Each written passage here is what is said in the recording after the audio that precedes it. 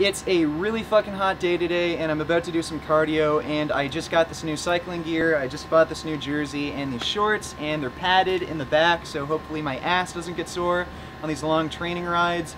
And a lot of you have been asking what my cardio routine is, and I'm about to show you that. I'm going to go into detail about what I do for cardio during this ride, and I'll show you how to make some cardio gains. So for the last few months, I've been going on the same training route, and if any of you are interested, I live in Toronto, and you can look up the route on Google Maps. I go down Ellesmere Road to Morningside Avenue, then I go all the way down Morningside to Guildwood Parkway, which then leads to Kingston Road. I make a left on Kingston, and I keep going down Kingston, and then turn onto Danforth Avenue. Eventually, Danforth turns into Bloor Street, and I keep heading down Bloor until I reach Jane Street. I go up Jane and then make a right on Wilson Avenue, and I keep going down Wilson, which then turns into York Mills Road, and York Mills Road ends up turning into Ellesmere, and then I just head back to where I started, and the entire ride is about 70 kilometers.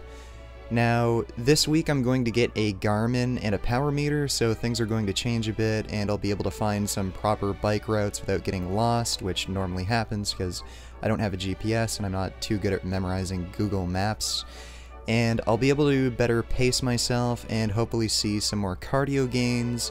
And I will join Strava once I get that, and you'll be able to follow me on there. And I do this 70-kilometer route every other day. I do ride my bike daily as I use my bike to get to the gym and run errands. And non-training days, depending on what I'm doing, I might only ride my bike 5 kilometers, but sometimes it's around 50 to 60 kilometers if I have to ride my bike downtown to pick something up. And as far as intensity, I normally just try and keep the highest even pace I possibly can keep throughout the duration of the ride. Sometimes I'll do interval training while riding my bike, and I'll ride as hard as I can for a minute or two and then rest for a minute or two, and keep doing that for about 20 to 30 minutes, and then I'll just finish the rest of my ride as normal. And sometimes, instead of doing timed intervals, I'll just tackle the hills that I come across just super aggressively. And don't get the idea that this is what you have to do for your cardio routine. I've been training for a while now, and it's taken me a few years to build up my work capacity up to this point, so if you're a total noob, don't try and do this. You're just gonna burn out. Start with something reasonable that you can handle. Maybe you don't have a high level of fitness and you can only start off with 15 to 20 kilometer rides 3 days a week.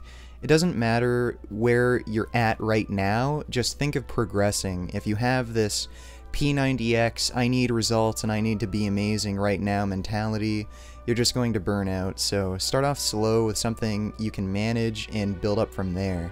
So that's my cardio routine. It will end up changing a bit because of the Garmin and power meter I'm getting, and shout out to Durian Rider for suggesting the Stages power meter. I was going to get something a lot more expensive that I didn't really need, so thanks for that.